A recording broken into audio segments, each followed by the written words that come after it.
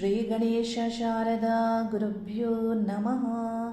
ಹರಿ ಓಂ. ನಮಃ ಶಿವಾಯ. ನಮಸ್ಕಾರ. ನಾನು ಶ್ರೀಮತಿ ಸುಗುಣ, ಜ್ಯೋತಿಷ್ಯ ವಿದ್ವಾನ್ ಆಚಾರ್ಯ. ಡಿಸೆಂಬರ್ ಮಾಸದಲ್ಲಿ 12 ರಾಶಿಗಳಿಗೆ ಗ್ರಹಗಳ ಗೋಚಾರ ಪ್ರಭಾವ ಫಲಗಳು ಯಾವ ರೀತಿ ಸಿಗಲಿವೆ ಅನ್ನುವುದರ ಬಗ್ಗೆ ತಿಳಿಸ್ತಾ ಇದ್ದೀನಿ. ಸೂರ್ಯಗ್ರಹ ವೃಶ್ಚಿಕ ರಾಶಿ ಮತ್ತು ಧನಸ್ಸು ರಾಶಿಯಲ್ಲಿ ಸಂಚಾರ ಮಾಡಲಿದ್ದು, ಕುಜಗ್ರಹ ವೃಶ್ಚಿಕ ರಾಶಿ ಮತ್ತು ಧನಸ್ಸು ರಾಶಿಯಲ್ಲಿ ಸಂಚಾರ, ಶುಕ್ರಗ್ರಹ ವೃಶ್ಚಿಕ ರಾಶಿ ಮತ್ತು ಧನಸ್ಸು ರಾಶಿಯಲ್ಲಿ ಸಂಚಾರ, ಬುಧಗ್ರಹ ಮಾಸದ ಕೊನೆಯವರೆಗೂ ವೃಶ್ಚಿಕ ರಾಶಿಯಲ್ಲಿಯೇ ಸಂಚಾರ, ಶನಿಗ್ರಹ ಮೀನರಾಶಿಯಲ್ಲಿ ಸಂಚಾರ, ಗುರುಗ್ರಹ ಮಿಥುನ ರಾಶಿ ಮತ್ತು ಕಟಕ ರಾಶಿಯಲ್ಲಿ ಸಂಚಾರ, ಕೇತು ಗ್ರಹ ರಾಹು ಗ್ರಹ ಕುಂಭರಾಶಿ ಮತ್ತು ಸಿಂಹ ರಾಶಿಯಲ್ಲಿ ಸಂಚಾರ ಮಾಡಲಿದ್ದು, ಈ ಗ್ರಹಗಳ ಪ್ರಭಾವ 12 ರಾಶಿಗಳಿಗೆ ಡಿಸೆಂಬರ್ ಮಾಸದಲ್ಲಿ ಯಾವ ಫಲಗಳನ್ನು ನೀಡಲಿವೆ ಅನ್ನುವುದರ ಬಗ್ಗೆ ತಿಳಿಸ್ತಾ ಇದ್ದೀನಿ. ಮೀನರಾಶಿಯವರಿಗೆ ಡಿಸೆಂಬರ್ ಮಾಸದಲ್ಲಿ ರಾಶ್ಯಾಧಿಪತಿ ಗುರುಗ್ರಹ ಪಂಚಮ ಸ್ಥಾನ, ಕಟಕ ರಾಶಿಯಲ್ಲಿ ಉಚ್ಚ ಸ್ಥಾನದಲ್ಲಿ 5ನೇ ದಿನಾಂಕದವರೆಗೆ ಪುನರ್ವಸು ನಕ್ಷತ್ರದಲ್ಲಿ ರಾಶಿ ಸಂಧಿಯಲ್ಲಿ ವಕ್ರ ಸಂಚಾರ, ಹಿಮ್ಮುಖ ಚಲನೆಯಲ್ಲಿ ಗುರುಗ್ರಹ ಕಟಕ ರಾಶಿಯಿಂದ ಮಿಥುನ ರಾಶಿಯನ್ನು ಮತ್ತೆ ಪ್ರವೇಶ ಮಾಡ್ತಾರೆ. ನಿಮ್ಮ ಈಗಿನ ಆಲೋಚನೆಗಳೇನಿರುತ್ತೆ ಅವುಗಳಿಗೆ, ಕೆಲಸ ಕಾರ್ಯಗಳಿಗೆ ವಿಳಂಬವನ್ನು ಮಾಡಿ ಹಿಮ್ಮುಖ ಚಲನೆಯಲ್ಲಿ ವಕ್ರಗ್ರಹ ಹಿಂದಿನ ಫಲವನ್ನು ನೀಡ್ತಾರೆ. ಅಂದರೆ ಹಿಂದಿನ ಫಲಗಳು ಯಾವ ರೀತಿ ನೀಡ್ತಾರೆ ಅಂದರೆ, ನೀವೇನಾದರೂ ಆರಂಭಿಸಿ ಆ ಕೆಲಸವನ್ನು ಪೆಂಡಿಂಗ್ ಆಗಿ ಇಟ್ಟಿದ್ರೆ ಅಥವಾ ಕಂಪ್ಲೀಟ್ ಆಗಿಲ್ಲ ಅಂದರೆ ಅವುಗಳ ಬಗ್ಗೆ ಮತ್ತೆ ನೀವು ಗಮನ ಹರಿಸುವಂತೆ, ಮರುಪರಿಶೀಲಿಸಿಕೊಳ್ಳುವಂತೆ ಗ್ರಹದ ಪ್ರಭಾವ ಇರುತ್ತೆ. ಉದಾಹರಣೆ, ಯಾರಾದರೂ ಒಬ್ಬರು ಎಕ್ಸಾಮ್ ತಯಾರಿಯನ್ನು ಮಾಡ್ಕೊಳ್ತಾ ಇದ್ರೆ, ಯಾವುದಾದ್ರೂ ಗೌರ್ಮೆಂಟ್ ಉದ್ಯೋಗಕ್ಕೆ ಅಂದರೆ ಆ ಉದ್ಯೋಗಕ್ಕೆ ನೀವು ಹಿಂದೆ ಏನು ಪ್ರಯತ್ನ ಪಡ್ತಾ ಇರ್ತೀರ ಅದನ್ನು ನೀವು ನಿಲ್ಲಿಸಿರ್ತೀರ, ಮತ್ತೆ ಅದಕ್ಕೆ ಪ್ರಯತ್ನ ಪಡುವಂತೆ ಇಲ್ಲಿ ಈ ಗ್ರಹದ ಪ್ರಭಾವ ಇರುತ್ತೆ. ಅಂದರೆ ಗ್ರಹ ವಕ್ರ ಆಗಿ ಸಂಚರಿಸುವಾಗ ಯಾವಾಗಲೂ ನೀಡುವ ಫಲಗಳಿಗಿಂತ ವಿಭಿನ್ನ ರೀತಿಯಲ್ಲಿ ಫಲವನ್ನು ನೀಡ್ತಾರೆ. ಈ ಗ್ರಹ ವಕ್ರ ಸಂಚಾರದಲ್ಲಿ ಯಾವೆಲ್ಲ ವಿಷಯಗಳಿಗೆ, ಈಗಿನ ವಿಷಯಗಳಿಗೆ ವಿಳಂಬವನ್ನು ಮಾಡ್ತಾರೆ ಅಂದರೆ, ನಿಮ್ಮ ವಾಹನ ತೆಗೆದುಕೊಳ್ಳುವ ವಿಷಯ, ಮನೆ ತೆಗೆದುಕೊಳ್ಳುವ ವಿಷಯ, ಆಸ್ತಿ ತೆಗೆದುಕೊಳ್ಳುವ ವಿಷಯ ಅಥವಾ ಮಾರಾಟ ಮಾಡುವಂತಹ ವಿಷಯಗಳೇ ಆಗಿರಬಹುದು.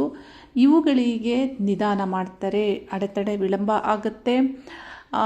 ಮನೆಯ ಇತರ ಯಾವುದೇ ವಿಷಯಗಳಿದ್ದರೂ ಬದಲಾವಣೆಯನ್ನು ಮಾಡಿಕೊಳ್ಬೇಕು, ಏನೋ ಒಂದು ಚೇಂಜಸ್ಸನ್ನು ಮಾಡಿಕೊಳ್ಬೇಕು, ಎಲ್ಲರೊಂದಿಗೂ ಮಾತಾಡಿ ಅನ್ನುವಂತಿದ್ರೆ ಅವುಗಳಿಗೆ ವಿಳಂಬ ಮಾಡಿ ಹಿಂದಿನ ವಿಷಯಗಳಿಗೆ ಅದರ ಬಗ್ಗೆ ಗಮನ ಹರಿಸುವಂತೆ ಇಲ್ಲಿ ಗುರುಗ್ರಹದ ಪ್ರಭಾವ ಇದೆ.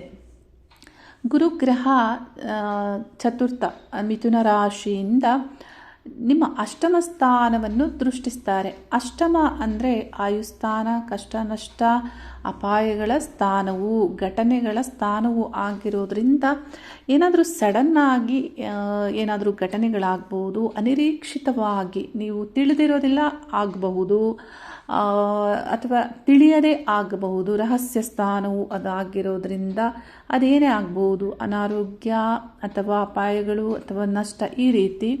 ಏಕೆಂದರೆ ಆ ಸ್ಥಾನವನ್ನು ರಾಹುಗ್ರಹವು ವೀಕ್ಷಿಸ್ತಾರೆ.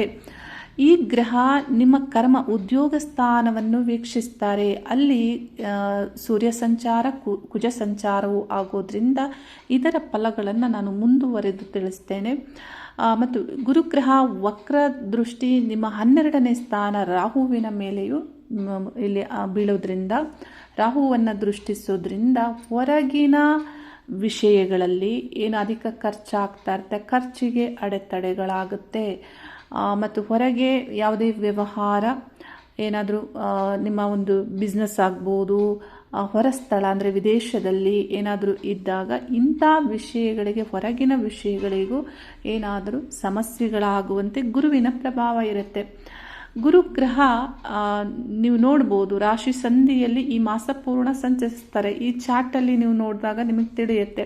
ಗುರುಗ್ರಹ ಪ್ರಾರಂಭದಲ್ಲಿ ಕಟಕ ರಾಶಿಯಲ್ಲಿ ರಾಶಿ ಸಂಧಿಯಲ್ಲಿ ಮತ್ತು ಮಿಥುನ ರಾಶಿಯಲ್ಲಿ 30 ಡಿಗ್ರಿ 29 ಡಿಗ್ರಿ ಮತ್ತು 28 ಡಿಗ್ರಿ, ಕೊನೆಯಲ್ಲಿ ಮಾಸದ ಕೊನೆಯಲ್ಲಿ 27ನೇ ಡಿಗ್ರಿ ಈ ರೀತಿ ನಿಯರೆಸ್ಟ್ ಆಗಿ ಸಂಚಾರ ಮಾಡೋದ್ರಿಂದ, ಈ ಗ್ರಹ ರಾಶಿ ಸಂಧಿಯಲ್ಲೇ ಸಂಚಾರ ಮಾಡೋದ್ರಿಂದ, ಅದು ಸ್ವನಕ್ಷತ್ರದಲ್ಲಿಯೇ ಹಿಮ್ಮುಖ ಚಲನೆಯಲ್ಲಿ ಸಂಚರಿಸೋದ್ರಿಂದ ಹಿಂದಿನ ಫಲಗಳನ್ನು ನೀಡ್ತಾರೆ. ಇನ್ನು ನಿಮ್ಮ ಜನ್ಮರಾಶಿಯಲ್ಲಿ ಶನಿ ಸಂಚಾರ ಆಗ್ತಾ ಇರೋದ್ರಿಂದ ಶನಿ ಬಲದಿಂದಲೇ, ಶನಿ ಪ್ರಭಾವದಿಂದಲೇ ನಿಮಗೆ ಹೆಚ್ಚಿನ ಸಮಸ್ಯೆಗಳನ್ನು, ಹೋರಾಟದ ಜೀವನವನ್ನು ನೀವು ಮಾಡಬೇಕಾಗಿರುತ್ತೆ.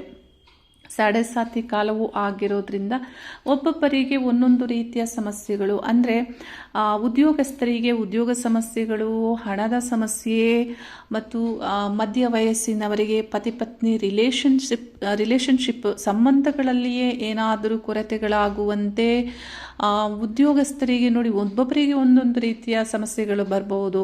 ಅಂದರೆ ದೂರ ಹೋಗಿ ನೀವು ಪ್ರಯಾಣ ಮಾಡಿ ಉದ್ಯೋಗ ಮಾಡ್ತಾ ಇರಬಹುದು, ಅಥವಾ ಫ್ಯಾಮಿಲಿ ಕುಟುಂಬವನ್ನೆಲ್ಲ ಬಿಟ್ಟು ಪತ್ನಿ ಮಕ್ಕಳನ್ನು ಬಿಟ್ಟು ನೀವು ದೂರದಲ್ಲಿ ಉದ್ಯೋಗ ಮಾಡ್ತಾ ಇರಬಹುದು.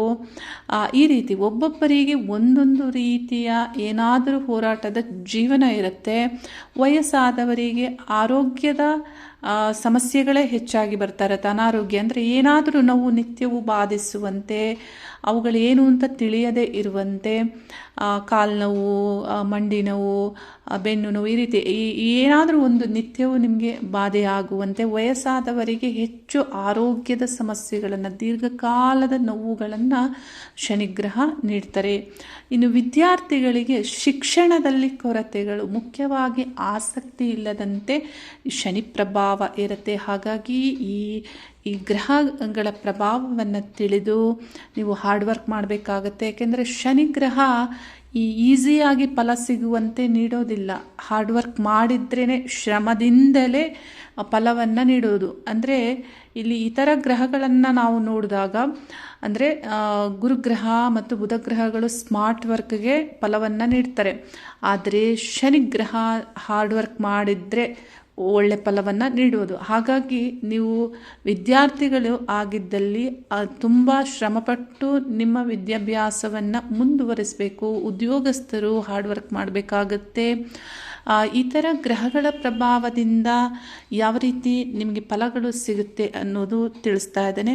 ಈ ಮಾಸದಲ್ಲಿ ನಿಮ್ಮ ಮೈಂಡ್ಸೆಟ್ ಯಾವ ರೀತಿ ಇರಲಿದೆ? ಬುದ್ಧಿಗ್ರಹ ಬುಧಗ್ರಹ ನವಮ ಸ್ಥಾನ ವೃಶ್ಚಿಕ ರಾಶಿಯಲ್ಲಿ ಸಂಚಾರ, ಸೂರ್ಯಗ್ರಹ ನವಮ ಸ್ಥಾನ ವೃಶ್ಚಿಕ ರಾಶಿಯಲ್ಲಿ ಸಂಚಾರ ಮಾಡುವಾಗ ಕುಜಗ್ರಹದೊಂದಿಗೆ ಸಂಚಾರ ಮತ್ತು ಶುಕ್ರ ಗ್ರಹದ ಸಂಚಾರವು ಆ ಸ್ಥಾನದಲ್ಲಿ ಆಗ್ತಾ ಇರೋದ್ರಿಂದ ನಿಮ್ಮ ಮೈಂಡ್ಸೆಟ್ ಯಾವ ರೀತಿ ಇರಲಿದೆ ಅಂದರೆ, ನವಮ ಸ್ಥಾನ ಅಂದರೆ ಹೈಯರ್ ಎಜುಕೇಷನ್, ಧಾರ್ಮಿಕ ವಿಷಯಗಳು, ತತ್ವಶಾಸ್ತ್ರದ ವಿಷಯಗಳು, ಈ ವಿಷಯಗಳನ್ನು ಸೂಚಿಸುವಂತಹ ಸ್ಥಾನ, ನಂಬಿಕೆ, ಈ ಎಲ್ಲ ವಿಷಯಗಳನ್ನು ಈ ಸ್ಥಾನದಿಂದ ನಾವು ತಿಳಿಬಹುದು. ಈ ಸ್ಥಾನದಲ್ಲಿ ಈ ಗ್ರಹಗಳು ಯಾವ ಪ್ರಭಾವವನ್ನು ಮಾಡ್ತಾರೆ ಅಂದರೆ, ಗುರುಗ್ರಹವು ಈ ಗ್ರಹಗಳನ್ನು ಪ್ರಾರಂಭದಲ್ಲಿ ವೀಕ್ಷಣೆ ಮಾಡೋದ್ರಿಂದ ಹೈಯರ್ ಲರ್ನಿಂಗ್ ಮೈಂಡ್ಸೆಟ್ ಇರುತ್ತೆ ನಿಮಗೆ. ಯಾವ ರೀತಿ ಅಂದರೆ, ಯಾವುದಾದ್ರೂ ಗೋಲನ್ನು ರಚಿಸುವುದು, ಮುಖ್ಯ ಗುರಿಗಳನ್ನು ರಚಿಸುವುದು, ಸರಿಯಾದ ಪ್ಲ್ಯಾನ್ ಮಾಡೋದು. ಯಾವ ರೀತಿ ಅಂದರೆ ಅದನ್ನು ಬಹಳ ಸುಂದರವಾಗಿ ನೀವು ಪ್ಲ್ಯಾನ್ ಮಾಡುವಂತೆ ಇಲ್ಲಿ ಈ ಗ್ರಹಗಳ ಪ್ರಭಾವ ವರ್ಕ್ ಆಗ್ತಾ ಇರುತ್ತೆ. ಏನಂದರೆ ತತ್ವ ಆಧಾರಿತವಾಗಿ ರಚಿಸೋದು, ಅದರಲ್ಲಿಯೂ ಅದನ್ನು ಸುಂದರವಾಗಿ ತಿಳಿಸೋದು. ಈ ರೀತಿ ಅಂದರೆ ಬರವಣಿಗೆಯಲ್ಲೇ ಆಗ್ಬೋದು, ಅಥವಾ ಆರ್ಟ್ ಮೂಲಕ ಆಗ್ಬೋದು, ಅಥವಾ ಮಾತನಾಡುವುದರ ಮೂಲಕ ಆಗ್ಬೋದು. ಬಹಳ ಸುಂದರವಾಗಿ ತಿಳಿಸುವಂತಹ ಮೈಂಡ್ಸೆಟ್ ನಿಮಗಿರುತ್ತೆ. ಏಕೆಂದರೆ ಶುಕ್ರ ಗ್ರಹ ಮತ್ತು ಬುಧ ಗ್ರಹದ ಪ್ರಭಾವ, ಬುದ್ಧಿವಂತಿಕೆಯಿಂದ ತಿಳಿಸುವಂತಹ ಪ್ರಭಾವ ಇರುತ್ತೆ. ಮತ್ತು ನಂಬಿಕೆ ವಿಷಯಕ್ಕೆ ಬಂದಾಗ, ನಂಬಿಕೆ ಅಂದರೆ ನಿಮ್ಮ ಬಿಲೀಫ್ ಸಿಸ್ಟಮ್ ಹೇಗಿರುತ್ತೆ ಅಂದರೆ, ಸ್ವಲ್ಪ ಮಟ್ಟಿಗೆ ರಸಿಕತನವನ್ನು, ಆ ಒಂದು ರಸಿಕತೆಯನ್ನು ನಂಬುವಂತಹ ಆ ಒಂದು ನಂಬಿಕೆ, ಇಲ್ಲಿ ಮನೋಭಾವನೆ, ಇಚ್ಛೆ, ಮೈಂಡ್ಸೆಟ್ ನಿಮಗಿರುತ್ತೆ. ಮತ್ತು ಸೂರ್ಯಗ್ರಹ ಅಲ್ಲಿ ಸಂಚಾರವು ಆಗೋದ್ರಿಂದ ಈ ಗ್ರಹಗಳೊಂದಿಗೆ ಬಹಳ ಆತ್ಮವಿಶ್ವಾಸ, ಹೈಯರ್ ಎಕ್ಸಾಮ್ ತೆಗೆದುಕೊಳ್ಳುವಂತಹ, ಆಡಳಿತಾತ್ಮಕವಾದಂತಹ ಗೌರ್ಮೆಂಟ್ ಉದ್ಯೋಗಕ್ಕಾಗಿ ಆಗ್ಬೋದು, ಅಥವಾ ಒಂದು ವಿದ್ಯಾಭ್ಯಾಸಕ್ಕಾಗಿ ಹೈಯರ್ ಎಕ್ಸಾಮನ್ನು ತೆಗೆದುಕೊಳ್ಳುವಂತಹ ವಿದ್ಯಾರ್ಥಿಗಳಿಗೆ ಒಳ್ಳೆ ಫಲಗಳು ಮತ್ತು ಈ ಸ್ಥಾನವು ದೂರ ಪ್ರಯಾಣವನ್ನು ಸೂಚಿಸುವ ಸ್ಥಾನವೂ ಆಗಿರೋದ್ರಿಂದ ದೂರದಲ್ಲಿ ನಿಮ್ಮ ಕಲಿಕೆಗೂ ಈ ಗ್ರಹಗಳು ಒಳ್ಳೆ ಫಲವನ್ನು ನೀಡುತ್ತಾರೆ. ಹಾಗಾಗಿ ವಿದ್ಯಾರ್ಥಿಗಳಿಗೆ ಈ ಮಾಸದಲ್ಲಿ ಒಳ್ಳೆ ಫಲಗಳು ದೊರೆಯುತ್ತೆ. ಈ ಸ್ಥಾನವನ್ನು ಗುರುಗ್ರಹವು ವೀಕ್ಷಿಸ್ತಾರೆ.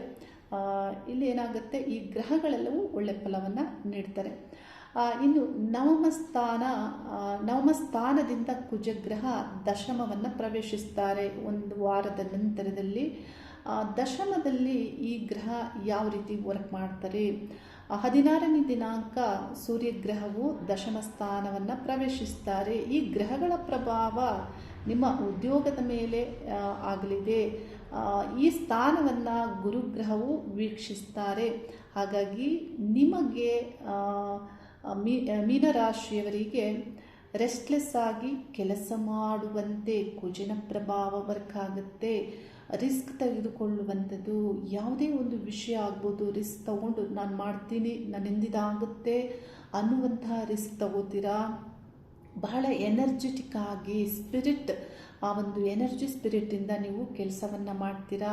ಇತರರಿಗೆ ಅಪೋಸಿಟ್ ಇರುವವರಿಗೆ ಕಾಂಪಿಟೇಟಿವ್ ಆಗಿ ಆಗಿದ್ದಾಗಲಿ ಮಾಡೇ ಬಿಡುವ ಅನ್ನುವಂತಹ ಮೈಂಡ್ ಸೆಟ್ಟಿಂದ ನೀವು ಕೆಲಸವನ್ನು ಮಾಡ್ತೀರಾ ಉದ್ಯೋಗ ಸ್ಥಾನದಲ್ಲಿ. ಆದರೆ ಅಡೆತಡೆಗಳು ಬರೋದಿಲ್ವಾ? ಖಂಡಿತ ಅಡೆತಡೆಗಳು ಬರುತ್ತೆ. ಏಕೆಂದರೆ ನಿಮ್ಮ ಜನ್ಮರಾಶಿಯಿಂದ ಶನಿಗ್ರಹ, ಈ ಕುಜಗ್ರಹ ಮತ್ತು ಸೂರ್ಯಗ್ರಹವನ್ನು ವೀಕ್ಷಿಸ್ತಾರೆ. ಹಾಗಾಗಿ ಅಡೆತಡೆಗಳು ಬರುತ್ತೆ, ಸ್ಟ್ರಗಲ್ ಮಾಡಬೇಕಾಗತ್ತೆ. 7.5 ನಡೀತಾ ಇದೆ ಮೀನರಾಶಿಯವರಿಗೆ. ಯಾವ ರೀತಿ ಸ್ಟ್ರಗಲ್ ಆಗ್ಬೋದು ಅಂದರೆ, ಕುಜಗ್ರಹವು ಶನಿಗ್ರಹವನ್ನು ವೀಕ್ಷಿಸ್ತಾರೆ. ಕುಜನಿಗೆ 4ನೇ ಸ್ಥಾನದ ದೃಷ್ಟಿಯು ಇರೋದ್ರಿಂದ ಇಲ್ಲೇನಾಗುತ್ತೆ, ಕುಜ ಮತ್ತು ಶನಿ ಪರಸ್ಪರ ವೀಕ್ಷಿಸ್ಕೊಳ್ತಾರೆ. ಹಾಗಾಗಿ ವರ್ಕರ್ಸ್ ಮತ್ತು ಸೇವಕರ ನಡುವೆ ಆಗಬಹುದಾದಂತಹ ಸಂಘರ್ಷಗಳು ಹೇಗಾಗ್ಬೋದು ಅಂದರೆ, ಈಗ ಸೂರ್ಯಗ್ರಹ ಮತ್ತು ಕುಜಗ್ರಹ ನಾಯಕತ್ವವನ್ನು ಸೂಚಿಸುತ್ತೆ. ಬಾಸ್ ಈ ರೀತಿ ಮೇಲ್ಸ್ಥಾನವನ್ನು ಸೂಚಿಸುತ್ತೆ. ಶನಿಗ್ರಹ ಸೇವಕರನ್ನು ಸೂಚಿಸುತ್ತೆ. ಈ ಗ್ರಹಗಳು ಈ ವಿಷಯಗಳಿಗೆ ಕಾರಕ ಗ್ರಹ ಆಗಿರೋದ್ರಿಂದ ಈ ವಿಷಯಗಳ ನಡುವೆ ಸಂಘರ್ಷ ಅಂದರೆ ಬಾಸ್ ಮತ್ತು ಅವರ ಟೀಮ್ ನಡುವೆ, ನಾಯಕರು ಮತ್ತು ಜನರ ನಡುವೆ, ಮತ್ತು ಸೇವಕರು ಮತ್ತು ಮೇಲ್ಸ್ಥಾನದಲ್ಲಿ ಇರುವವರ ನಡುವೆ ಈ ರೀತಿ ಸಂಘರ್ಷಗಳಾಗುತ್ತೆ. ಆದರೆ ಮೀನರಾಶಿಯವರು 7.5 ನಡೀತಾ ಇದೆ, ಹೆಚ್ಚು ಗಲಾಟೆಗಳನ್ನು ಮಾಡಬಾರ್ದು. ಬುದ್ಧಿವಂತಿಕೆಯಿಂದ ನೀವು ಇರುವಂತಹ ಅವಕಾಶಗಳನ್ನು ಉಪಯೋಗಿಸ್ಕೊಳ್ಬೇಕಾಗತ್ತೆ. ಆಪರ್ಚುನಿಟೀಸ್ ಬರುತ್ತೆ, ಆ ಸಂಘರ್ಷಗಳನ್ನು ಅವಾಯ್ಡ್ ಮಾಡಿ. ಇಲ್ಲಿ ಅಂದರೆ ಉದ್ಯೋಗ ಬದಲಾವಣೆ ಮಾಡಿಕೊಳ್ಬೇಕು ಅಥವಾ ಏನಾದರೂ ಬೇರೆ ಅದರ ಬಗ್ಗೆ ನೀವು ಒಳ್ಳೆಯ ಆಲೋಚನೆಗಳನ್ನು ಮಾಡ್ತಾ ಇದ್ದೀರಾ ಅಂದರೆ ಈ ಗ್ರಹಗಳು ಒಳ್ಳೆಯ ಫಲವನ್ನು ನೀಡುತ್ತಾರೆ. ರಿಸ್ಕ್ ತಗೊಂಡು ಕೆಲಸ ಮಾಡ್ತೀರಾ, ಆಗ ಏನಾಗುತ್ತೆ, ಗೌರವ ದೊರೆಯುತ್ತೆ, ಪ್ರಶಂಸೆ ದೊರೆಯುತ್ತೆ. ಆ ಟೀಮಲ್ಲಾಗ್ಬೋದು ಅಥವಾ ನಿಮ್ಮ ಉದ್ಯೋಗದಲ್ಲಿ ಉನ್ನತ ಸ್ಥಾನದಲ್ಲಿ ಇದ್ದವರಿಗೆ, ಸರ್ಕಾರಿ ಉದ್ಯೋಗಸ್ಥರಿಗೆ ಗೌರವ ಪ್ರಶಂಸೆ ದೊರೆಯುವಂಥದ್ದು. ಅದರಲ್ಲಿ ಅಡೆತಡೆಗಳಿರುತ್ತೆ. ಈ ಕಾಲದಲ್ಲಿ ಮಾನಸಿಕವಾಗಿ ದೈಹಿಕವಾಗಿ ಬಲಗೊಳ್ಳಬೇಕಾಗತ್ತೆ. ಹಾಗಾಗಿ ಪ್ರತಿನಿತ್ಯಲೂ ಮೀನರಾಶಿಯವರು ಹನುಮಾನ್ ಚಾಲಿಸ ಪಠನೆಯನ್ನು ಮಾಡುವುದು ಮತ್ತಷ್ಟು ಬಲವನ್ನು ನಿಮಗೆ ನೀಡುತ್ತೆ. ನಿಮಗೆ ನಿಮ್ಮ ಕೆಲಸ ಕಾರ್ಯಗಳಲ್ಲಿ ಅಡೆತಡೆಗಳಾಗ್ತಾ ಇದೆ, ಕಾಲ ನಿಮಗೆ ಶುಭ ಆಗ್ತಾ ಇಲ್ಲ, ಭಯ ಆತಂಕಕ್ಕೆ ಒಳಗಾಗ್ತಾ ಇದ್ದೀರಾ ಅಂದರೆ ಪ್ರತಿನಿತ್ಯಲೂ ನಿಮ್ಮ ಕೆಲಸ ಕಾರ್ಯಗಳಿಗೆ ಹೊರಡುವ ಮೊದಲು, ತಯಾರಾಗುವ ಮೊದಲು ಮನೆಯಲ್ಲಿ ಓಂ ಕಾಲಭೈರವಾಯ ನಮಃ ಕಾಲದೇವತಾ ಮಂತ್ರವನ್ನು ಪಠನೆ ಮಾಡಿ, ಸಾಧ್ಯವಾದಷ್ಟು ಸಂಖ್ಯೆಯಲ್ಲಿ ಓಂ ಕಾಲಭೈರವಾಯ ನಮಃ ಈ ಮಂತ್ರವನ್ನು ಪಠನೆ ಮಾಡಿ ನೀವು ಹೋಗೋದ್ರಿಂದ ಆ ಕ್ಷಣದಲ್ಲಿ ಆಗುವಂಥ ಭಯ ಆತಂಕ ದೂರ ಆಗುತ್ತೆ ಮತ್ತು ಅಂದಿನ ಕೆಲಸದಲ್ಲಿ ನಿಮಗೆ ರಕ್ಷೆ ಸಿಗುತ್ತೆ. ನೀವು ಸೂರ್ಯ ನಮಸ್ಕಾರವನ್ನು ಮಾಡುವವರಾಗಿದ್ದರೆ ನಿಮ್ಮ ಜೀವನದಲ್ಲಿ ಶತ್ರುಗಳಿಂದ ನಿತ್ಯದ ಕೆಲಸ ಕಾರ್ಯಗಳಿಗೆ ತೊಂದರೆ ಆಗ್ತಾ ಇದೆ ಅನ್ನುವುದಾದರೆ ಸೂರ್ಯ ನಮಸ್ಕಾರ ಮಾಡುವಂತಹ ಬೆಳಗಿನ ಸಂದರ್ಭದಲ್ಲಿ ಸೂರ್ಯನನ್ನು ಪ್ರಾರ್ಥಿಸುವಾಗ ಶತ್ರುನಾಶಾಯ ಓಂ ಹ್ರೀಂ ಸೂರ್ಯಾಯ ನಮಃ ಈ ಮಂತ್ರವನ್ನು ಸಾಧ್ಯವಾದಷ್ಟು ಸಂಖ್ಯೆಯಲ್ಲಿ ಹೇಳಿಕೊಂಡು ಪ್ರಾರ್ಥಿಸ್ಕೊಂಡ್ರೆ ನಿಮಗೆ ಆ ದಿನದ ಶತ್ರುಗಳಿಂದ ರಕ್ಷೆ ಸಿಗುತ್ತೆ. ಇಲ್ಲಿ ಶತ್ರುಗಳೇನು ತೊಂದರೆಗಳನ್ನು ಕೊಡ್ತಾ ಇರ್ತಾರೆ, ಆ ಶತ್ರುತ್ವವು ನಾಶ ಆಗುತ್ತೆ, ಅದರಿಂದ ದೂರ ಆಗ್ತೀರಾ. ಆಗ ನಿಮಗೆ ಆ ದಿನದ ಕೆಲಸ ಕಾರ್ಯಗಳಿಗೆ ಅಡೆತಡೆಗಳಿರೋದಿಲ್ಲ, ಸುಲಭ ಆಗುತ್ತೆ. ಮೀನರಾಶಿ ಗುರುವಿನ ರಾಶಿ ಆಗಿರೋದ್ರಿಂದ ಪ್ರತಿಯೊಬ್ಬರು ಗುರುವಿನ ಆರಾಧನೆಯನ್ನು ಮಾಡಲೇಬೇಕಾಗತ್ತೆ. ಅಂದರೆ ನಿಮಗೆ ಇಷ್ಟವಾದಂತಹ ಗುರು ದೇವತೆಗಳನ್ನು ನೀವು ಪೂಜಿಸುವುದು, ಆರಾಧಿಸುವುದು. ಅಂದರೆ ಕೆಲವರಿಗೆ ಗುರು ರಾಘವೇಂದ್ರರು ಇಷ್ಟ, ಗುರು ಸಾಯಿಬಾಬಾ ಇಷ್ಟ ಆಗ್ತಾರೆ, ಗುರು ದತ್ತಾತ್ರೇಯರು ಇಷ್ಟ ಆಗ್ತಾರೆ. ಈ ರೀತಿ ನಿಮ್ಮ ಇಷ್ಟ ದೇವತಾ ಗುರುಗಳನ್ನು ಆರಾಧಿಸೋದ್ರಿಂದ ಗುರುಗ್ರಹದ ಅನುಗ್ರಹ ನಿಮಗೆ ಸಿಗುತ್ತೆ. ಮತ್ತು ನಿಮ್ಮ ಇಷ್ಟ ದೇವತಾ ನಾಮಜಪವನ್ನು ಎಲ್ಲ ಕ್ಷಣಗಳಲ್ಲೂ ಪಠನೆ ಮಾಡಿಕೊಳ್ಳುವುದು ದೈವ ಬಲವನ್ನು ಹೆಚ್ಚಿಸುತ್ತೆ. ಆ ಕಾಲ, ಆ ಕ್ಷಣ ಏನಾಗಬೇಕು ಅದರಲ್ಲಿಯೂ ನಿಮ್ಮನ್ನು ರಕ್ಷಿಸುತ್ತೆ. ಅಂದರೆ ಆ ಕಾಲವನ್ನೇ ಶುಭವಾಗಿಸುತ್ತೆ. ಆ ದೋಷವನ್ನು ತೆಗೆದುಹಾಕಿ ಆ ಕಾಲವನ್ನು ಶುಭವಾಗಿಸುತ್ತೆ. ಅಂದರೆ ಹೇಗೆ ಅಂದರೆ ಪ್ರತಿ ಕ್ಷಣವೂ ನೀವು ನಿಮ್ಮ ಇಷ್ಟ ದೇವತಾ ನಾಮವನ್ನು ಜಪಿಸ್ತೀರ ಮನಸ್ಸಿನಲ್ಲಿ.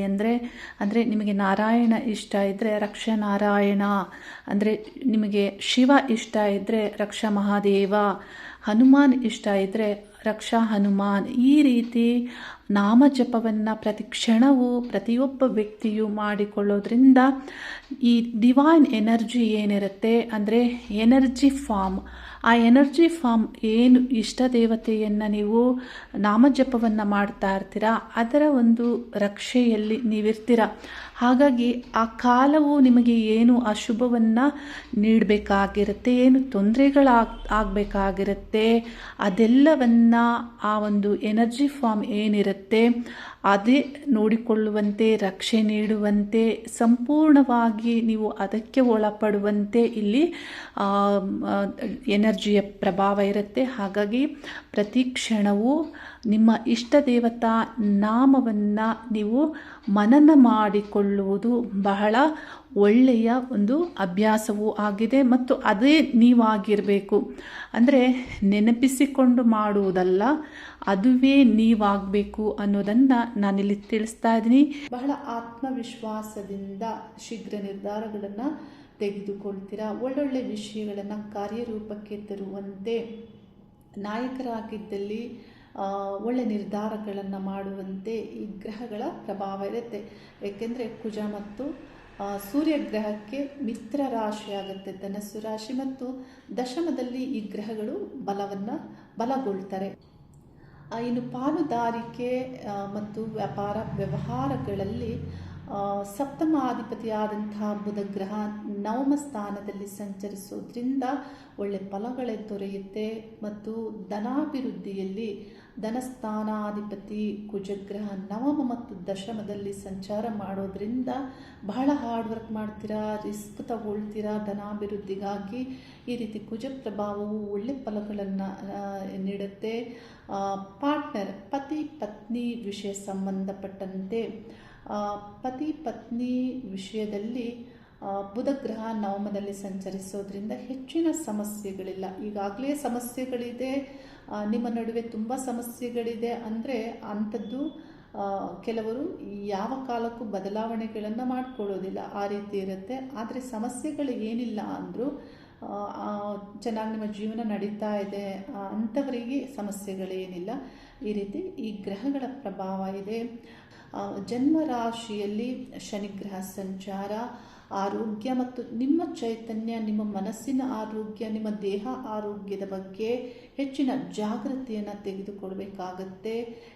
ಇದೆಲ್ಲವನ್ನು ತೆಗೆದುಕೊಂಡು ನಿಮ್ಮ ಕೆಲಸ ಕಾರ್ಯಗಳಲ್ಲಿ ಮತ್ತು ವಿದ್ಯಾಭ್ಯಾಸದಲ್ಲಿ ಇತರ ಗ್ರಹಗಳು ಬಹಳ ಒಳ್ಳೆಯ ಅವಕಾಶಗಳು ಬರುವಂತೆ ಮತ್ತು ಒಳ್ಳೆ ಫಲಗಳು ದೊರೆಯುವಂತೆ ಗ್ರಹಗಳು ಫಲವನ್ನು ನೀಡ್ತಾ ಇದ್ದಾರೆ. ಹಾಗಾಗಿ ಮಾಸದ ತಯಾರಿಯನ್ನು ಮಾಡಿಕೊಳ್ಳುವಾಗ ಈ ಗ್ರಹಗಳ ಫಲಗಳನ್ನು ತಿಳಿದುಕೊಂಡು ನಿಮ್ಮ ಕಾರ್ಯಗಳನ್ನು ಮಾಡಿ, ಯೋಜನೆಗಳನ್ನು ಮಾಡಿ, ಸರಿಯಾದ ತಯಾರಿಗಳನ್ನು ಮಾಡಿಕೊಳ್ಳಿ. ಒಳ್ಳೆ ಫಲಗಳು ದೊರೀಲಿ ಅನ್ನುವಂತಹ ಶುಭವನ್ನು ನಾನು ಹಾರೈಸ್ತಾ ಇದ್ದೇನೆ. ಏಕೆಂದರೆ ಈ ಗ್ರಹಗಳು ಸೂರ್ಯ ಆಗ್ಬೋದು, ಕುಜ ಗ್ರಹಗಳಾಗ್ಬೋದು, ಇನ್ನೆರಡು ತಿಂಗಳ ನಂತರದಲ್ಲಿ ನಿಮ್ಮ ವ್ಯಯ ಸ್ಥಾನವನ್ನು ಪ್ರವೇಶಿಸ್ತಾರೆ. ಹಾಗಾಗಿ ಇರುವಂತಹ ಈ ಕಾಲವನ್ನು ಡಿಸೆಂಬರ್ ಆಗ್ಬೋದು, ಜನವರಿ ಮಾಸ ಆಗ್ಬೋದು, ಈ ಕಾಲದಲ್ಲಿ ಈ ಗ್ರಹಗಳು ಶುಭವನ್ನೇ ನೀಡುತ್ತಾರೆ. ಹಾಗಾಗಿ ಒಳ್ಳೆಯ ಯೋಜನೆಗಳನ್ನು ಮಾಡಿ, ಹಾರ್ಡ್ ವರ್ಕ್ ಮಾಡಿ ಅನ್ನೋದನ್ನು ನಾನು ತಿಳಿಸ್ತಾ ಇದ್ದೀನಿ. ಮೀನರಾಶಿಯವರಿಗೆ ಸಾಡೆ ಸಾತಿ ಇದ್ದರೂ ನಿರಂತರ ಶ್ರಮ ಪಡುವಂತಹ ವ್ಯಕ್ತಿಗಳಿಗೆ ಜಯವನ್ನು ಈ ಗ್ರಹಗಳು ತಂದು ಕೊಡ್ತಾರೆ, ನೆಮ್ಮದಿಯನ್ನು ನೀಡ್ತಾರೆ. ಹಾಗಾಗಿ ಒಳ್ಳೆ ಫಲಗಳನ್ನು ಪಡೆದುಕೊಳ್ಳಿ. ಪ್ರತಿಯೊಬ್ಬ ಮೀನರಾಶಿಯವರಿಗೂ ಶುಭವಾಗಲಿ. ಹರಿ ಓಂ ನಮಃ ಶಿವಾಯ.